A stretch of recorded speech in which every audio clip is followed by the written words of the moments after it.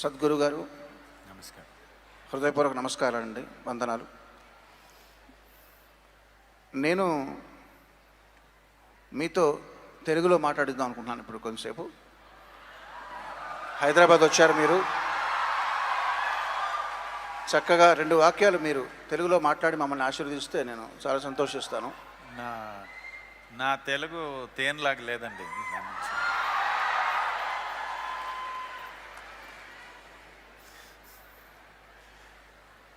ఇప్పటివరకు ఈ నదుల గురించి మనం ఎంతో ఆవేదనని మనం షేర్ చేసుకుని చాలా బరువెక్కిన హృదయాలతో ఉన్నామండి. నేను ఈ కాన్వర్సేషన్లో మీతో నదుల గురించి మాట్లాడి ఇంకా నేను అదే మూడ్లో ఉండదలుచుకోలేదు, ఎందుకంటే నా హృదయం ఇప్పటికే బాధతో బరువు ఎక్కింది. మిమ్మల్ని నాకు అవసరమైన ప్రశ్నలు, ఇక్కడ నా సోదరులు సోదరిమణులకి అవసరమైన వాళ్ళకు ఉపయోగపడే ప్రశ్నలు నేను తయారు చేసుకుని వచ్చాను. పరీక్ష రాయడానికి వచ్చినట్టుగా వచ్చాను. ఎన్ని ప్రశ్నలు తీసుకుంటే ఎలాగండి? ఇది ఆన్సర్ పేపర్ లాగా ఉంది. ఇది లేదండి, పేపర్ లాగా లేదండి.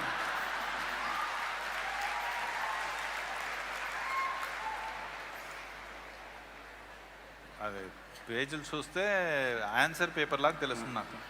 క్వశ్చన్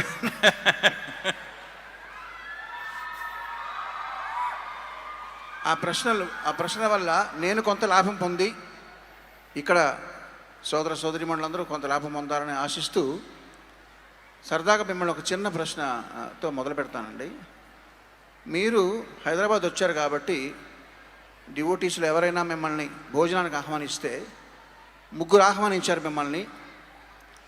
ఒకరు ఆవకాయ పప్పు రెడీ చేసుకున్నారు, ఇంకొకళ్ళు హైదరాబాదీ బిర్యానీ రెడీ చేసుకున్నారు, ఇంకొకళ్ళు జిలేబీ రెడీ చేశారు. మీరు ఎవరింటికి ఆతిథ్యానికి వెళ్తారండి? మధ్యాహ్నం అయితే ఆవకాయ, నైట్ అయితే జిలేబీ అండి.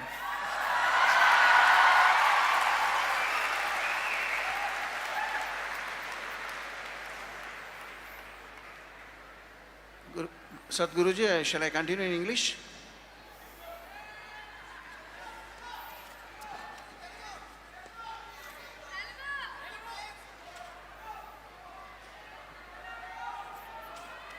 తెలుగులోనే కంటిన్యూ చేస్తామండి. అందరూ తెలుగు అడుగుతున్నారు.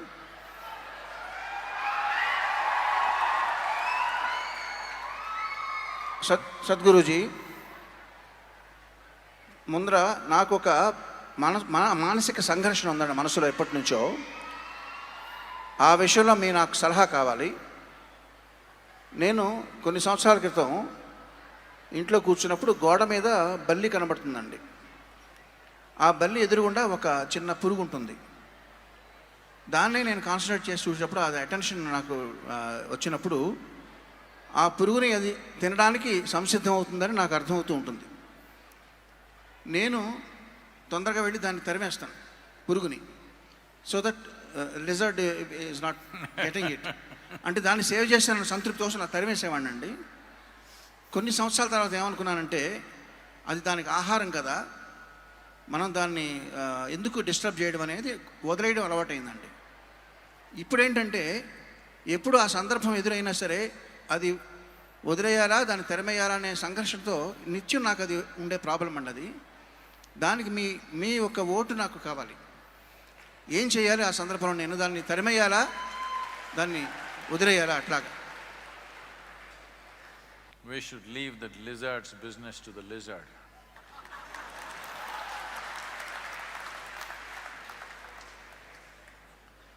Because the very nature of life is such that one life consumes another life. This is how life is designed. This is not my idea or your idea. This is the nature of life. Just because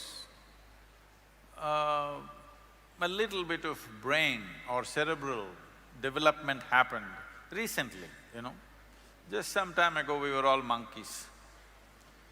Just recently this brain developed a little bit. So we're little overexcited about our own intellect that we started thinking everything in fragments. Our idea of well-being is all in fragments.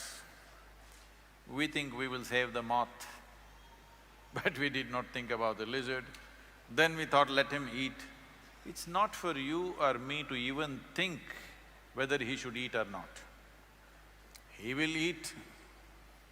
If he cannot eat, he will die. This is the nature of life. In human societies, we create situations because to sustain life in a certain way, to protect life in a certain way, because we are not physically as empowered as even a lizard or a bird or an animal or a tiger or an elephant. We're not empowered like that. We have an intelligence, we have a consciousness which is beyond them, but we don't have physical prowess like them. So, human societies need to be cultured where both the strong and the weak can exist. But nature is not made like this, only the strong survive, the weak must go. But this is not even about strong and weak, what you're talking about. This is the natural cycle of life. And if we interfere with that, it is because we have wrong ideas of life. We have a set of moralities which are not life, which doesn't fit into life, which doesn't nourish life. If you have a morality or an ethic which does not support life, I think unknowingly you're becoming death-oriented. So you will see this happening to people who have taken on to big moral values and ethics. They can't even smile for nuts. If they smile, their face will crack up because they have created an unnatural sense of life within themselves. All this problem is coming because of a kind of unnatural level of self-significance that human beings have assumed about themselves. The worst idea that was put into human mind by religious groups is, you are made in God's own image and all other creatures here are here to serve you. No, if you I have paid enough attention to ants and birds and animals and insects, I find they have a full-fledged life of their own, an entire system of life, a society, a family, everything within themselves. Why are we thinking we are the only life and all of them are here to serve us? This is the most disastrous idea. We must understand every life has a right to live here, as you and me have a right to live here. As much right, not any less right.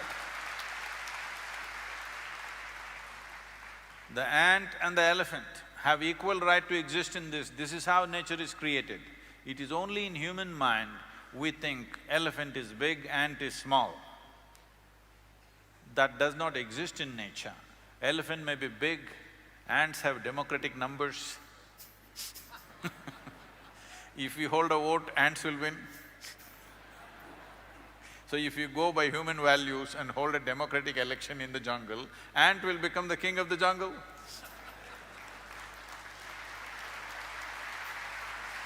Next time I will leave lizard's business to itself, Sadhguruji. Sadhguruji, if the farmer is informed about the rains and other weather conditions in advance, maybe 2 days or be it 1 week or 1 month sometimes, he is being benefited in farming. Similarly, a fisherman is being benefited when he is informed about the cyclones or tsunamis to come in advance. They are forecasting and predicting. If this is right, why can't astrology be useful for mankind in many ways by giving information in advance by experts, not anybody, by proper astrologers, proper scholars and eminent astrologers. I saw a video of yourself somewhere condemning, where did you condemn? Condemned? Did I condemn anybody? No. I have not hanged anybody yet. You said there is no need for astrology. Why do you want to depend on planets, lifeless planets? But can't we depend to an extent? by availing the great science all rishis developed since ages. See, the choice is this. So this is a popular question, everybody became quiet.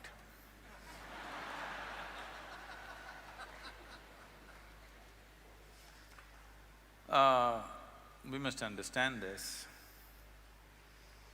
There is material in this world, the five elements, the water, the wind, the earth, the fire, the space.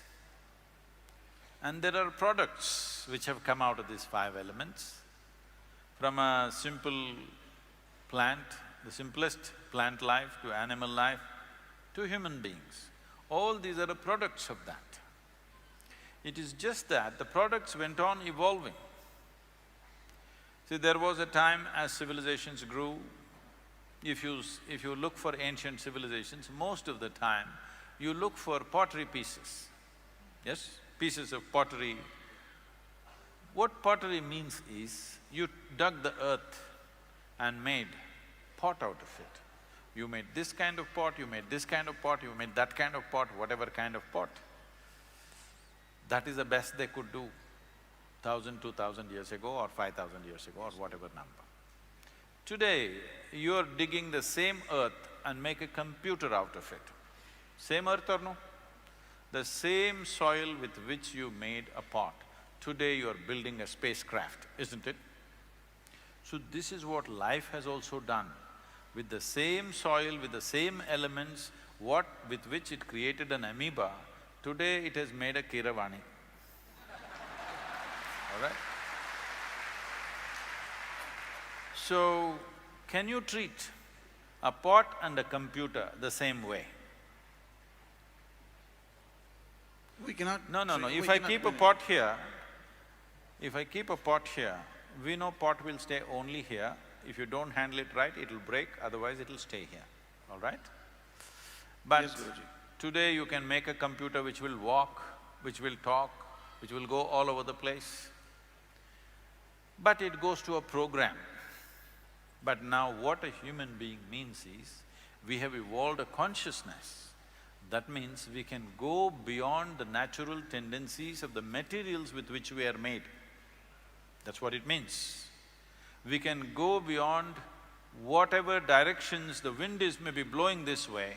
There was a time if wind blows this way, all the ships went that way.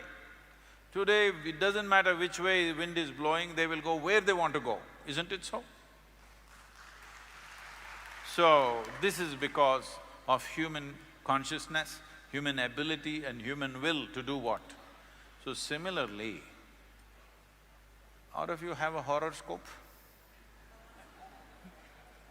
All of you have a horoscope?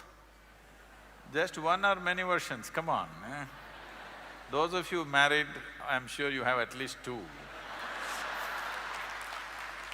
One was made to match the alliance, another was made at birth. Those in the business know these things, okay? Now, why I'm calling it a horoscope is, I'm asking you a simple question. If there is a truly intelligent human being in this hall, can you predict what they will do tomorrow? They may do something that's never been done on this planet, isn't it? But if you see a fool, you can say what he will do tomorrow and what he will do the rest of his life. So if it can be written down on paper and given it to you, that this is what you will do, I'm sorry. Now,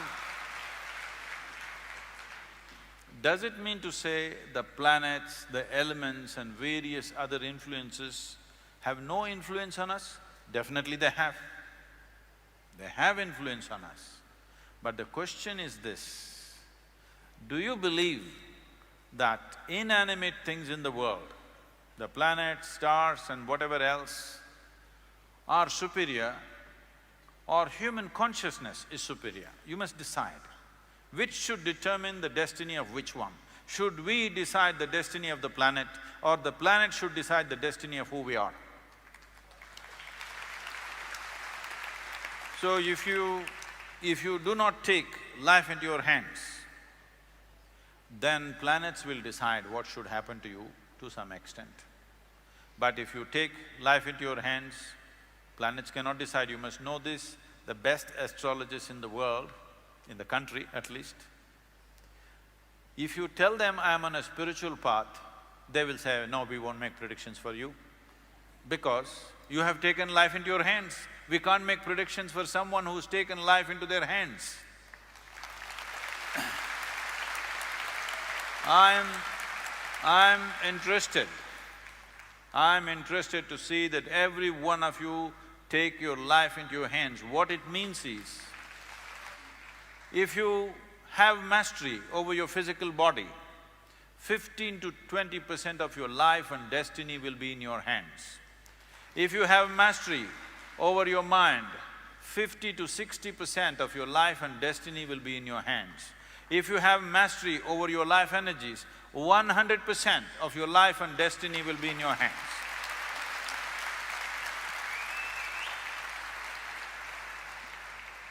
Sadhguruji, I totally agree with you and satisfied, but still disagree with you in a way.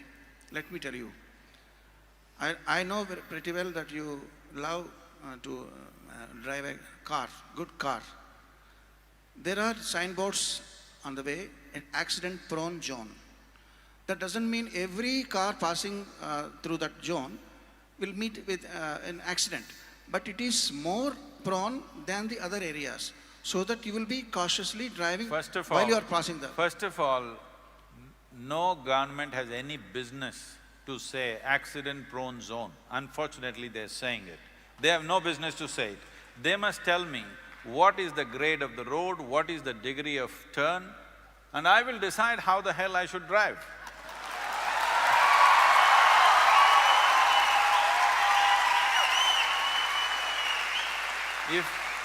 If there are any surprises on the road, there is a broken bridge, there is a deviation, there's a diversion, they must mention that. Why the hell are you telling me it's accident-prone just because some fool went and crashed?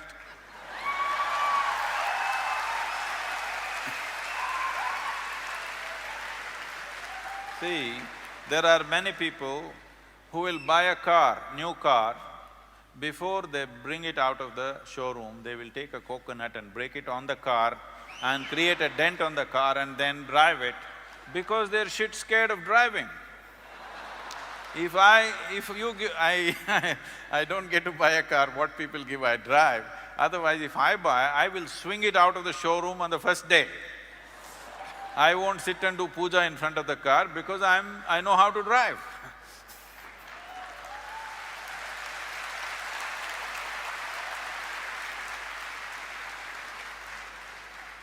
For now, agreed, Sadhguruji, for now. I wish I will have one more conversation with you somewhere else on the same subject. Sadhguruji, See, what is the… No, let's understand this. See, this is all it is. There are many uncertainties. I may be very good driver, but still I can hit something or something can hit me. Always this chance is there, do you understand? This chance is always there with every aspect of life, not just with road. So the problem is, because you don't have the courage to handle it, you want to know what will happen tomorrow. If you want to know what will happen tomorrow, one thing that will happen to you is, you will not play today's game well. Yes. And essentially you are a match fixer. That is, you want to know the result before you play the game, you are a match fixer, isn't it? Right now it is… for match fixing in India, there is a 10-year imprisonment. So before you get married, you want to know whether you live joyfully or not. Arey? You have to get married, you have to take responsibility for each other and see that it works. There is no magic to it. Sadhguruji, what is the quality you find in an Indian woman when compared to the world woman, other countries? What is the best and beautiful quality? One single quality Are you can trying to mention? get me into trouble?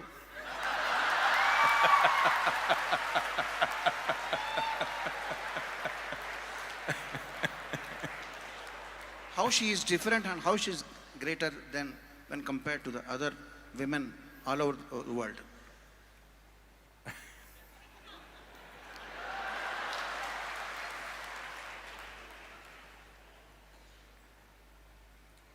See, I don't know why we are putting only women on the focus. We are always putting women in the focus because we believe either they can be right or wrong. And of course, men are right. So because we are always right, we are looking whether this is the right kind of woman or the wrong kind of woman. The nature has given a larger responsibility for the woman in terms of bearing a child and having a profound influence on the child in the early part of child's life. And when we talk about a child, don't think this is about reproduction. You and me are here because of that. So, our very existence began in a woman's body. That is, if you're normal birth, I am normal birth. If you're normal birth, our life began in a woman's body. And today, the simple biological factors of being male or female, we are exaggerating it too much. I'm saying, when you're walking on the street, why should you be bothered whether somebody is a woman or a man? Why are you bothered what is in somebody's pants? It's not your business. Only in bathrooms and bedrooms it should matter, nowhere else. In the working places, on the street, wherever else we are, why should it matter whether somebody is a man or a woman? Why can't you just treat them as human beings? I think we are excessively focused on this, which is creating a very unhealthy atmosphere. That means we are constantly over-infatuated with body parts. That is why we are going on recognizing people as by their gender. You are not recognizing people by their intelligence, by their capabilities, by their competence, only by their gender.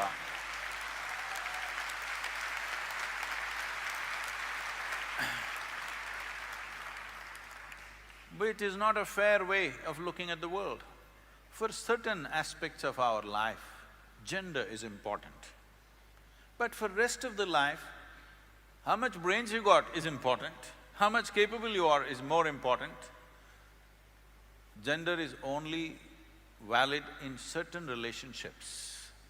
In rest of the relationships, gender shouldn't even come into the picture. Only then there will be equality. There is no need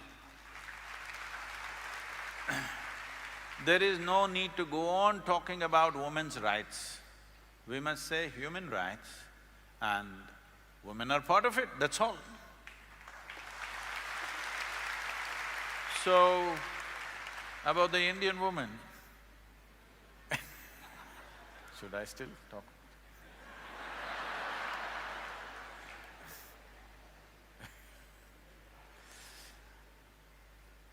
In this country, for a long time, we've nurtured many wonderful things. But these wonderful things, because of many misunderstandings, have also taken on very horrendous forms. When I say it's taken on horrendous forms, many simple things which were done for the protection of the woman, for the well-being of the woman, have become discriminatory over a period of times and taken on very horrendous forms of exploitation.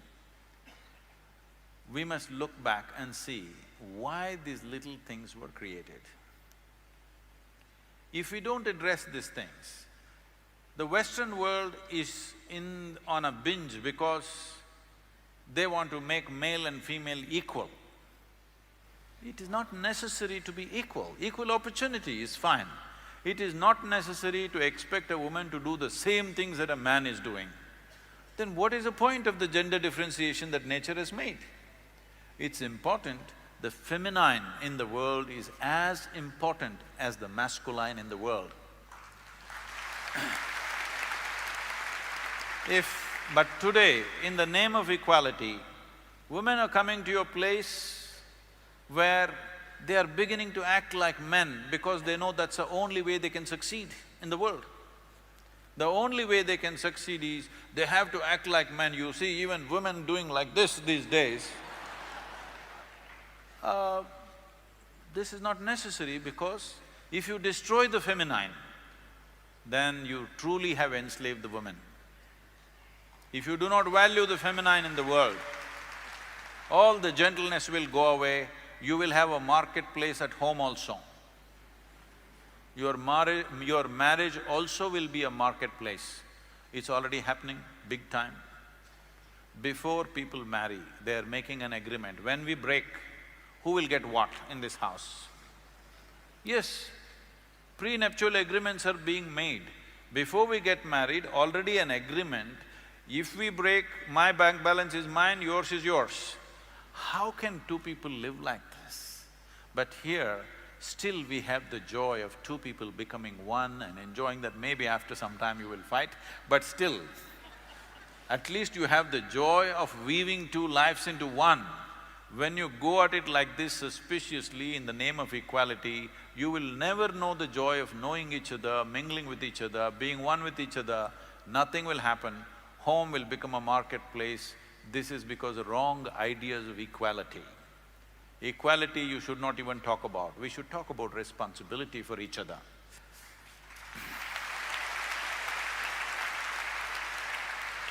Very beautifully explained, Sadhguruji.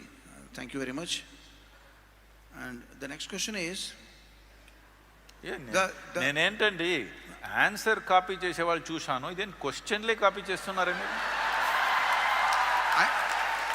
These are not copied questions, Guruji, these are mine only. Copy చేసేవాళ్ళు అలాగే వాళ్ళే రాసుకొని వస్తారండి.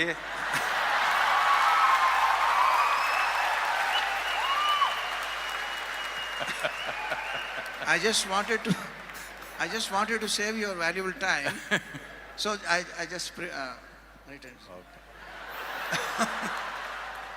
Guruji, Ayurvedic science, medicine will identify the three major properties of the human body: sattva, rajas and tama, which is not recognized by the allopathy science. So my question is, when you recognize these three qualities in a body, human body, and differentiate accordingly, how different and how different it will be for a tamasic food consumer, be it non-vegetarian or masala, whatever. In general, a tamasic food consumer, how difficult for him to cope up with the other people in doing like spiritual practices like yoga and other meditation and all. Will it make any difference for the tamasic food consumer and sattvic food consumer? I'm putting it that way. When we say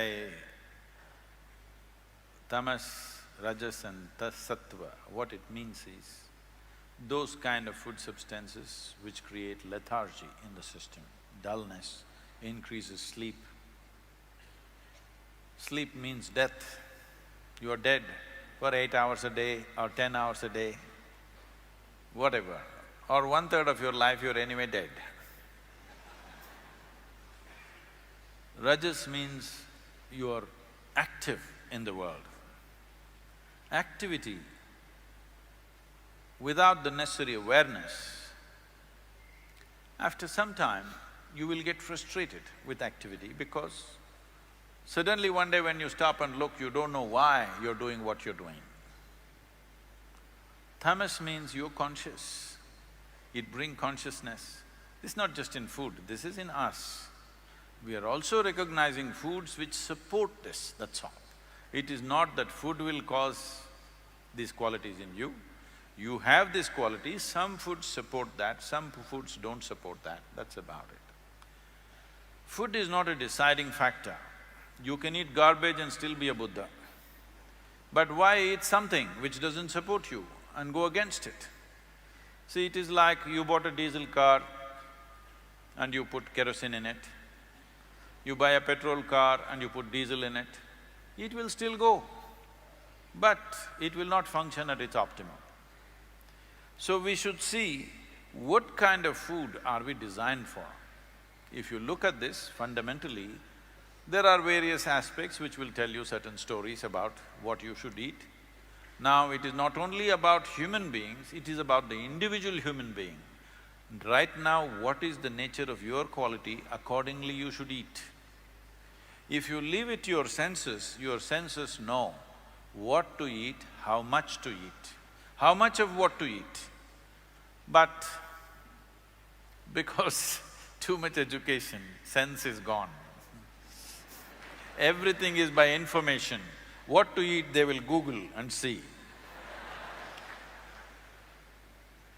If you… initially you said if a farmer can be told about meteorological predictions, if a fisherman can be told about meteorological predictions, how things will happen.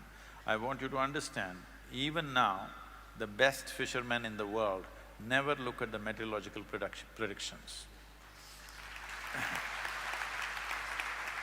I've been on fishing boats with some people off the African coast and Mediterranean coast. They put their nose up in the air and he says, in 2 hours there'll be a storm, we need to go back. Okay, he never looks at the thing. Because every other creature knows there is going to be a storm. If you observe the fish, they're all behaving… when tsunami happened in southern India, we were the first people to be there. In less than 24 hours, we were there with medical vans and I was personally there. What I noticed was, there were lots of dead bodies, human dead bodies. Cattle which were tied down, they had died. None of the loose cattle had died. Even the donkeys did not die. Even the fish, not a single dead fish on the beach. All of them knew it's coming. Only human beings did not know it's coming.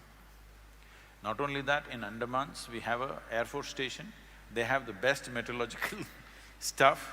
They did not know it's coming and the entire Air Force base got really washed up.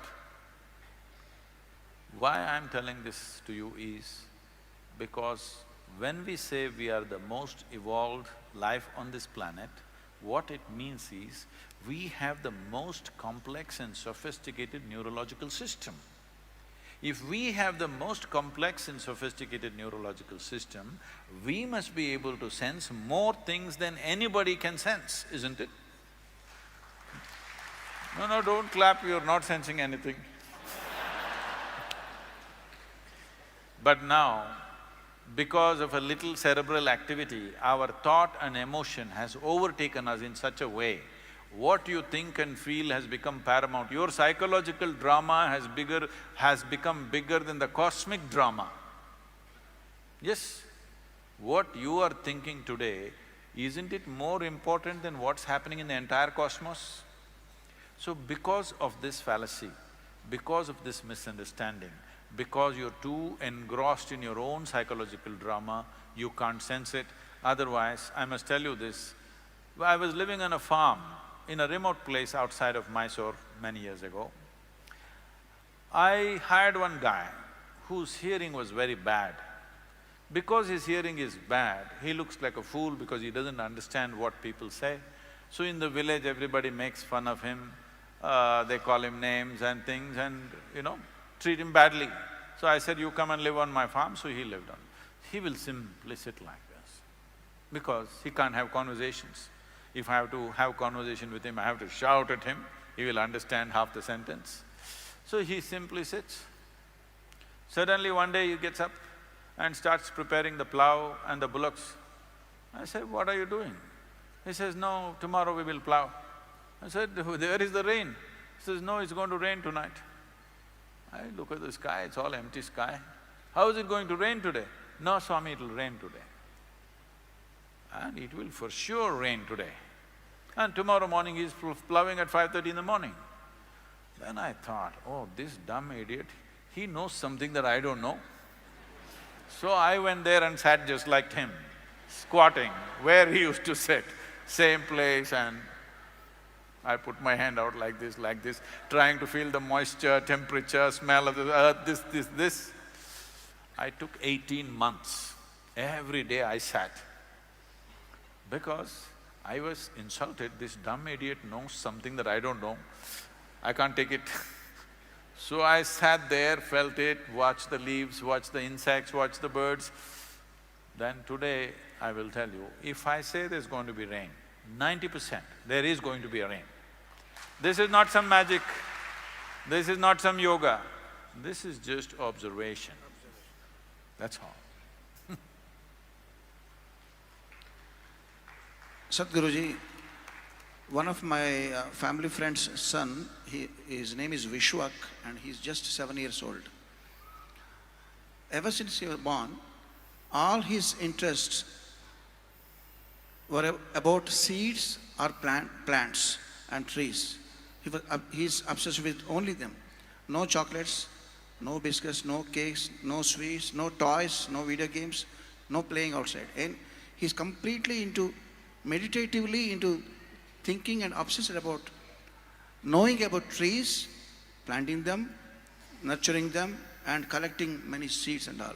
When I mentioned this to one of my friend, another friend, he commented, this must be something he attained from previous incarnation. He's a prodigy. Because we rarely, we don't see one in 1 crore also, we don't see a child like that, completely obsessed with plants. So my question is, Sadhguruji, do you believe in incarnations to come and the previous ones? Because in certain beliefs, certain religions, they don't believe. What is your thought, what's your call on that? It doesn't matter incarnation or no, you got to put that boy in my car.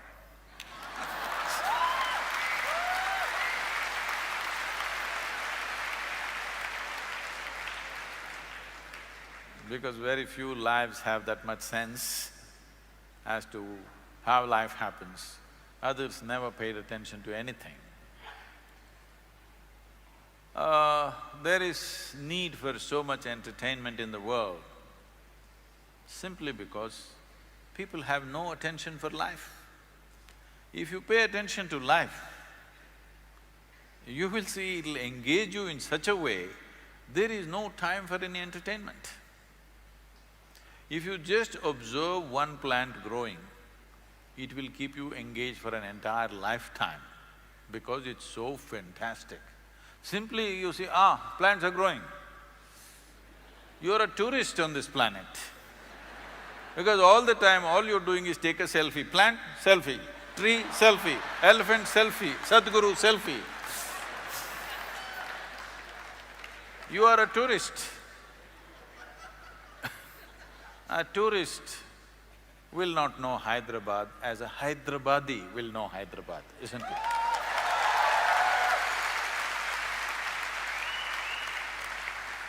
So you must decide whether on this planet you are a tourist or you are a life that's born out of it, carries the earth within you, lives it and dies into it. So, one boy, after of many millions that are born every day, one boy, put him in my car. He got your blessings, Sadhguruji. Wherever he is now, he is very lucky to have your blessings. And speaking with you, I just realized one thing, that I forgot that I am a singer.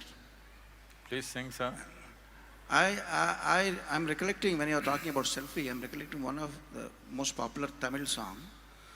Vanda naal mudal inda naal varai vaanam maaravillai nadiyum maaravillai. No, மாறி போச்சுங்க, மாறி போச்சு, ரொம்ப மாறி போச்சு. Manidan மாறி விட்டான். Because of the man's evil intentions, selfish intentions, it happens that. The song, it says, man's nature. But my question, Sadhguruji, you're talking about selfies. Wherever you go, you're lost in, you're obsessed with selfies and you're self-obsessed. So this self-obsession, in what kind, 100 years back, would have been in mankind? Because there were no cell phones and there were no selfies. But the nature, this self-obsession nature should have been there, definitely. It's a hypothetical question.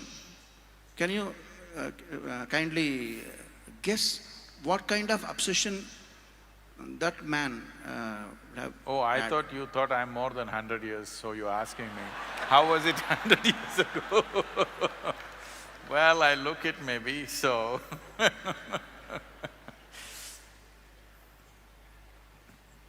see, people have always been the same. It is just that, it's like this. Even 1,000 years ago, people were digging the soil. But today we got earth movers, so we dug it up seriously, because we have the tools. Even then, they've been trying to divert little bit of river water to their land with their pickaxe. Today, we are doing with big machines, so it looks like a disaster. Even then, they were self-obsessed. They decorated themselves, they tattooed themselves, they did all kinds of things to themselves. Now, you have technological tools, so it looks very enlarged. The same people, same problems. Just that with technology, it has taken on a different turn and a different color. Even then, people were looking at the mirror, now they're looking at the phone, you know. When there was no mirror, people were shining their brass plate and looking at the brass plate, how they're looking. So today, they've got a phone which does all kinds of things for them, so it is going out of control. The self-obsession, the tools for self-obsession 100 years ago were very minimal. Today there are too many, whole industries thriving on your self-obsession. So it looks very enlarged. But fundamentally human beings are same. I don't see any difference. I've been around for more than 100 years, you can see. Sadhguruji, my friend Smita told me that Isha Foundation in Coimbatore is a wonderful place to… Don't believe what she says. I believe in her. And she also educated me about the various courses you conduct there to benefit the body and mind and soul. My question is, so I am used to, know about the colleges right from my olden times. All the colleges, some schools, they practice the admissions to conduct in two kinds. One is donation, whoever can afford, and the other one is by merit. Now, my question is, what is the merit you see in a devotee or in an applicant to be able to join Isha Foundation courses without paying any nominal fee? It's not a complaint, but there must be some merit for some people. What is that merit? I want to define the merit. See, if you want to get into an university, you're looking for a certain kind of competence. If you want to get into your school, a certain different kind of competence. But you want to get into spiritual process. So you must understand this, when it comes to individual bodies, they are differently capable. When it comes to individual minds, they're differently capable. When it comes to the inner dimension, all of us are equally capable. So because everybody has merit, they have to pay donation. Now now the thing is, there was a time when I experimented no donation programs. No donation, just come, free, we will do it. Even now there are many programs which are free. But now we have acquired a certain reputation, so people sit, but even now just see, those few people are walking up and down, they're leaving just now, okay? If they had paid 5,000 rupees, they wouldn't be leaving.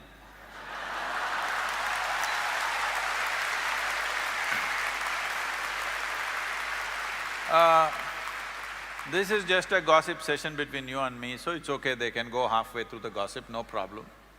But when I want to deliver a spiritual process, it costs my life. If I don't throw out my energy, it's not going to happen. With words, it's not going to happen. Ask people who have been through the programs, they get blown away. They're not getting blown away by nothing. Because it costs life. You have to throw your life into it. I don't want to throw my life at irresponsible people. And I've seen, unfortunately, it's still true for most human beings. If they say, I'm going to come for this program for 3 days, their word unfortunately is not good enough. In between, if they get a message, Sadhguru, I need to go, they'll say. So make them pay 15,000 rupees. They don't go. There must be a cost, there must be a, Yes. So all our initial programs, first 2 levels of programs, they must pay. But the 3rd level of program, all the advanced programs, there are no fees. By then they have matured, then they are trustworthy. Once they say they will be there, they will be there. So, after the 2nd level of program, none of the programs have any fee.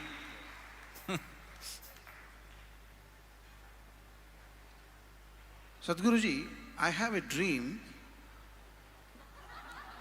You're beginning to look like Martin Luther King. Yes, I have a dream, tell me. This dream is in India, where all the marriages are happening either intercaste or interreligion, Ayyo, why?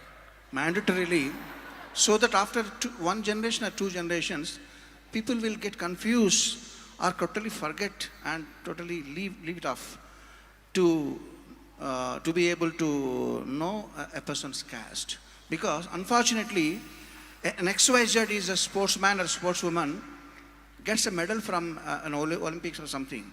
Immediately you go to Google and the maximum number of searches is XYZ which caste. Really? It's a fact, Guruji. I don't think so. It's a dire fact. The more number of searches will be for looking for she or his caste. So, to Maybe they want to marry them. Pardon me? So this is my dream, Sadhguruji. People should get confused. Everywhere it should be tangled with all intercaste things. Is it right? Will it happen?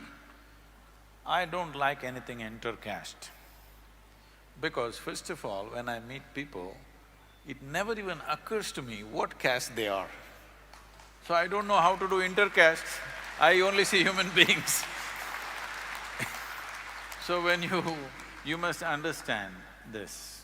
This is a misunderstanding which has led into a discriminatory process. This is just a differentiation we did in the society at one time. When there were no schools, when there was no university, then when there were no engineering colleges, IITs and business management schools, all this. Now, if you are born in a blacksmith's house, the only school is your father and your uncle who are doing tonk, tonk, tonk every day, that's your school. That's where you learn your skill. So when you want to get married, suddenly if you marry a goldsmith's daughter, okay, she doesn't know what to cook for you, she doesn't know how to manage this house for you, she doesn't know how to give you firewood or coal or what you need. So they said, if you're a blacksmith, you marry only blacksmith's daughter because it will be supportive. But today you may be coming from a blacksmith caste, but you may become a doctor, you may become an engineer, you may become something else. So that process is not relevant anymore. At a one time to preserve the knowledge base, because that was the only training ground available. See, suppose you marry a princess and bring her to agricultural family, tomorrow morning she has to go with you and carry food for you, she will not. It'll not work for you. So they said, if you are in the farm, you must marry a farmer's daughter, you don't marry somebody else. But today, you are going all over the place and doing whatever you wish, accordingly they will marry. I don't think you need any mandatory laws. You just watch it in 25 years, it'll be very hard for you to figure out who is who. At the same time, I must tell you, these differences are also beautiful because unfortunately certain people make our differences into discriminations. Unfortunate, but differences are beautiful. I walk into some home in United States, in any home if I go, you know, Indian homes, first thing you enter their home, the cooking smell will be all over the house. It will… actually when you're driving in only, you will smell it. When I smell it, I'm in, San Francisco area, I walk into this house and I sit down and they're all, been in United States for more than 40–45 years. Children are all totally American. Then I ask, are you Pillai? They say, Sadhguru, how do you know? I said, the seasoning that you're doing is Pillai seasoning, I know, my nose knows, this is Pillai seasoning. I'm saying these subtle differences were so beautiful that each one of us, our own way of cooking, our own way of language, the way we speak, the way we do things, it's fantastic. But unfortunately, when you make it discriminatory, it becomes ugly. If you can take away the discrimination and keep the differences, how beautiful it is. No society in the world,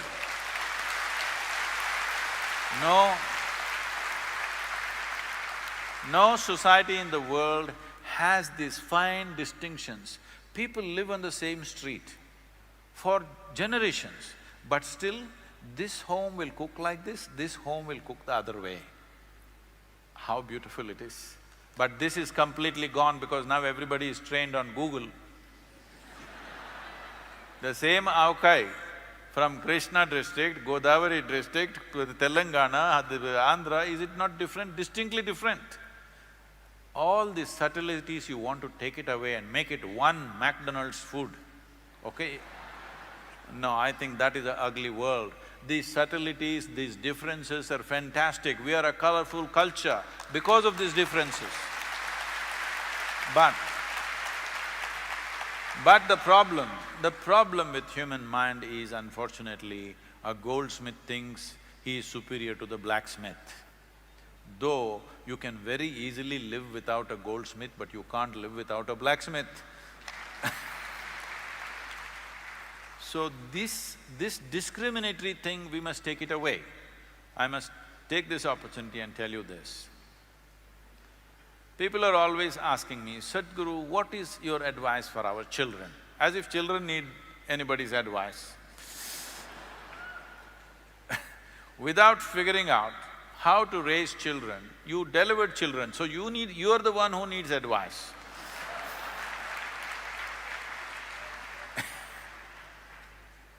So, when I was traveling in 90s and things, my daughter was a small infant, 3.5, 4 months, she was traveling with me alone in the car. My left hand on her and driving through, my right hand is always on the floor, so my right leg is always on the floor. So I drove like this, wherever I go, I hand her over to some family and they took care of her well. But there is a problem. Every adult is very eager to teach something to a child. The moment they see child, they get this itch, they want to teach something that's not worked in their life. Yes, because if it had worked, they should be more joyful and more exuberant than the child. It is obviously not worked, whatever they learnt. Maybe they learnt a few tricks of how to make money, how to survive in the world, but they learned nothing about life compared to the child. So I made one rule, nobody will teach her anything. No 1, 2, 3, no ABC, no Mary had a little lamb, because I don't care whether Mary had a lamb or not. So, one thing happened, because nobody taught her anything, she was all ears, all the time like this, looking at everything, because nobody tells her anything. By the time she's 18 months, she could speak 3 languages fluently. And I also made this rule that I never teach her anything. So when she was 12, 13 years of age, one day she came to me, She was disturbed about something that happened in the school, and she came home and said, "You're teaching everybody so many things, but you're not teaching me anything." I said, "Well, I'm not given to teach people unsolicited. Now that you've come, this is all you need to know. Never look up to anybody." She looked at me like this, "What about you?" I said, "Even me. Because if you look up to me, you will miss the value of who I am. Maybe you will hang me on your wall, that is not why I am here. If you look at me just for who I am, your life will be immensely benefited and energized. If you look up to me, you will hang me somewhere in your house. So do not look up to anybody, do not look down on anybody, this is all. This is all it takes. This is not simple, because all the time your mind is saying, oh, she's good, he's not good, he's okay, he's not okay, this is fine, that is fine, this is pure, this is impure, this is God, this is devil, this is going on endlessly. If you stop this one thing and simply look at life for what it is, you will effortlessly navigate your way through life.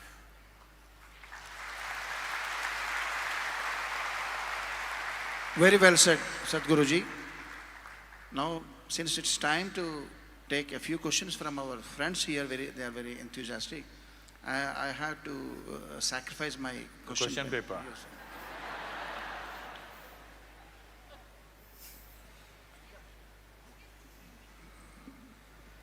Anybody?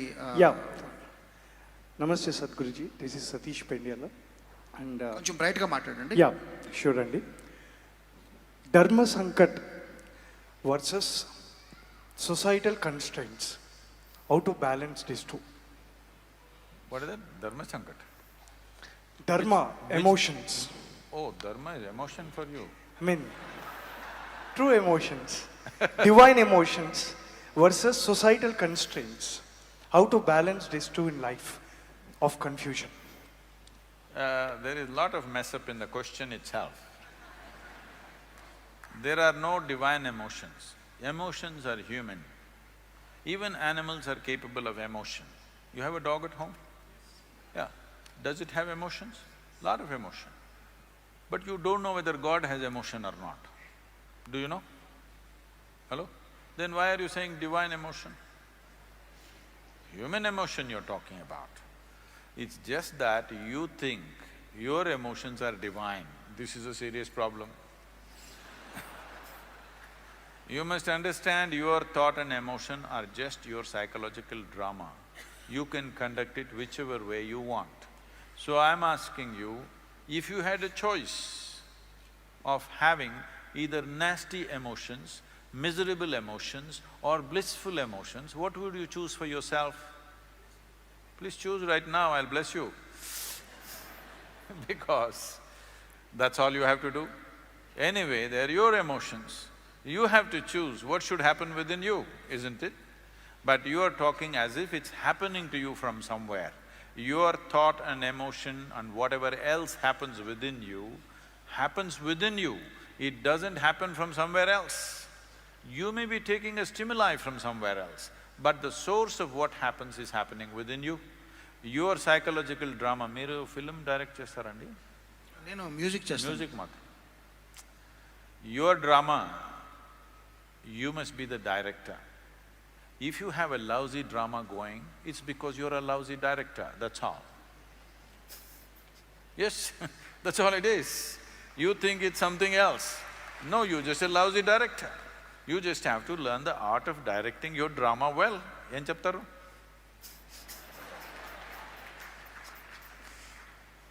So, please manage the drama well, make the drama into a beautiful drama, because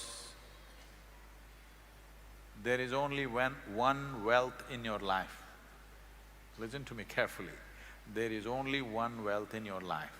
Things that you wear, things that you stored up, this is not your wealth, this is just a headache. The only wealth that you have in your life is the profoundness of your experience of this life. How profound is it? Is it profound enough that every moment is overwhelmingly beautiful for you, or is it a lousy drama that's going on? If you have a lousy drama going in your head, Don't blame your family, your God or your dog. It's just that you're a bad director. You just have to fix that. The next one. Namaskaram, Sadhguru. ఎవరు? ఎక్కడున్నారమ్మా? Okay. So we have solutions to revitalize the rivers, but what is the solution to remove the existing plastic wastage? There's lot of it in India or anywhere. Yeah, so what are the solutions to remove that?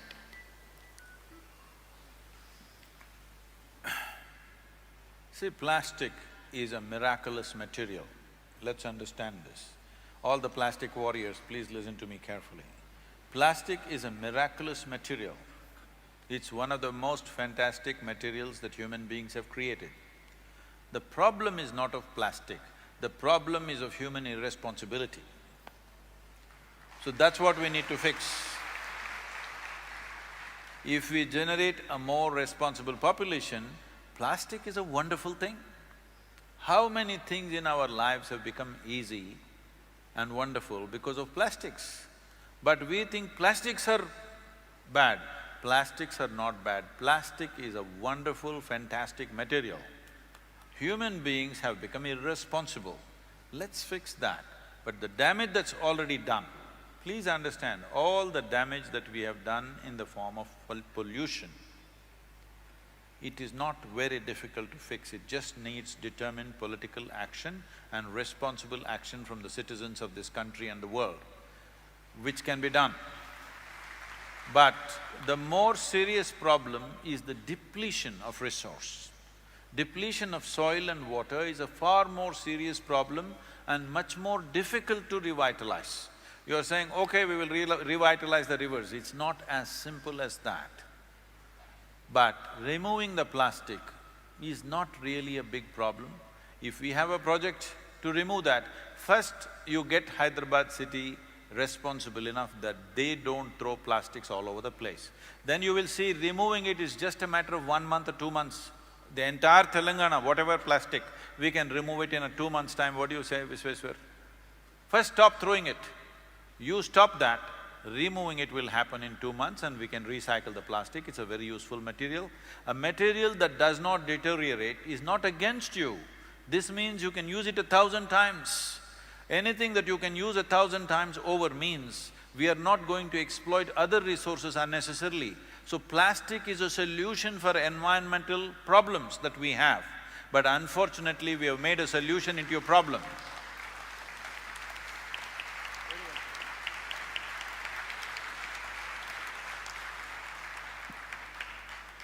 Namaste Guruji. Last 20 years I was boggling with one of the problem in my mind regarding understanding what is right and what is wrong. Oh. And I was just to tell you that to give a solution for a given problem, I just wanted to say this. Actually there were 2 railway tracks, one is live and the other one is abandoned. There was a board also, there were 10 children playing on the tracks. Seeing that abandoned board, one girl child told to other students, let us not play on the live track so that we will be hit by the running train. Let us play on the abandoned track. But nobody had, but this girl who has advised gone and playing on the abandoned track, all other 9 children were playing on the live track. There was a speeding train is approaching them. Now the driver has to decide which track he has to run the train. This was the question asked to me by 20 years back one of my friend. Today also, I really do not understand what answer I have to give it to him. Kindly, sir. Anyway, for your information, the driver cannot decide which track to go upon. It is the operator, the traffic manager who decides which track it will go on. Because it's not about… the train is not there for this 1 child or 9 children on the track. The train is made for those who are traveling in the train, the 1,000 people who are traveling in the train. Driver's responsibility is for them. Those who play on the track, on the road, it is their individual responsibility to preserve their lives. Of their children, that's a different matter. I must tell you this. When I was training to get my license and even after that, when I fly helicopters in United States, I was flying with my instructor. Tennessee, where our center is a fabulous country. It's Appalachian Mountains and beautiful rivers and streams. So we like to fly just 10 feet above the river all along the valley. It's fantastic rides. When we are doing this, I asked, suppose we crash into the river, what are the rules? He said, it's your problem. You want to crash into the river, you can crash into the river. But what are the rules? He said, the rules are just this. If you leave oil slicks in the water, they will charge your insurance or they will confiscate your property. But you want to kill yourself, it's up to you. Okay? If you crash a helicopter in United States on an abandoned piece of land, you don't harm anybody's property or person, then you don't even have to report. Do you understand? Only if you damage some property, they will come after you. If you just crash and damage your helicopter, it's up to you. I'm saying it is time that in India also, everybody is made to understand your life, your well-being is your responsibility. We think government has to take care of us. This has to go. It has to go. Every human being, every citizen should see that my life is my responsibility. Well, when a speeding train is coming, you want to run across the track and somebody else has to stop you. Why? You're testing your horoscope or what? A lot of people on the road, that's what I think they're testing their horoscope, because their horoscope they says they will live till 85. When a car or a bus is coming at full speed, they run across, they're testing it whether it's really true or not. But what you don't understand is the railway track and the road is built for the vehicles or the trains which go on it, not for you to walk on it. For walking, there must be another place. If there is no place, it's for you to demand from the government, there must be a walking place for me, that I don't have to walk on the road. Instead of that, you walk on the road and now you come up with these hypothetical, philosophical questions. There is no philosophy in this. If anybody plays on the railway track, the children, they may not know, but the parents who produce these children, they need to be arrested immediately. They must be. So because you can produce children and throw them on the streets, they're going on doing it endlessly. We've multiplied 4 times in 70 years. It is time that what you produce also is your responsibility. Once you have a child, it's a 20-year project. If you're not ready for it, don't have them. ఏమండి? Sadhguruji, చాలా కఠినంగా ఉందని చెప్పి లేదండి. But Sadhguruji, one thing I want to tell you, నా తెలుగు బాగుందా? with all the enlightenment you gave, with this wonderful experience. వాళ్ళు army వాళ్ళు ఎక్కడున్నారు? వస్తారా? ఎవరండి? ఆర్మీ వాళ్ళు మన వెనకలో ఉన్నారా? వచ్చారుగా వాళ్ళు? వచ్చారు. మీరు క్లోజ్ చేయాలండి. With this wonderful experience and whatever I gained from this wonderful conversation with you, Sadhguruji, I go home and try to compose more beautiful tunes so that next time you see my face, you remember me only by those tunes but not by a horoscope and anything else. I have not heard much of your music, Andy, but one music that you produced, that Jatadaraya, that one, we still use in many of our programs, and many people who have done the programs, they immensely enjoy that.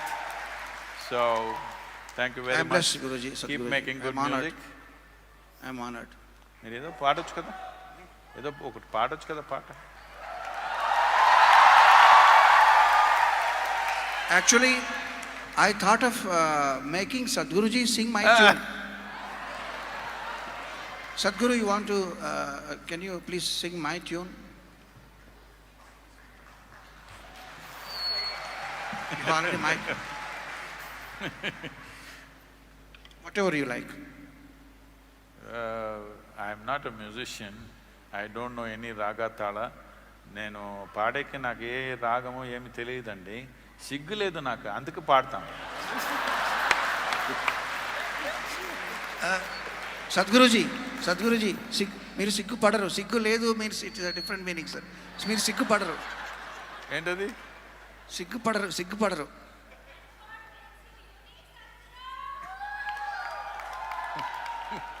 What is that? Did I say something wrong?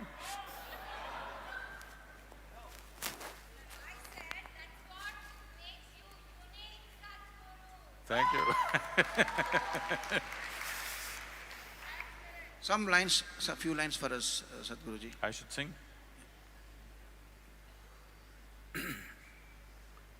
Oh.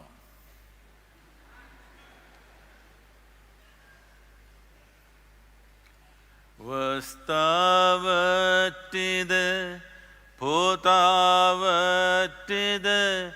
ఆశయందుకంట, చేసిన కర్మము చెడని పదార్థము చేరును మీ వెంట. చేతిలో అమృతము ఉన్నంతసేపే అన్నదమ్ములంతా, ఆగాధంపై పోయేనాడు ఎవరు రా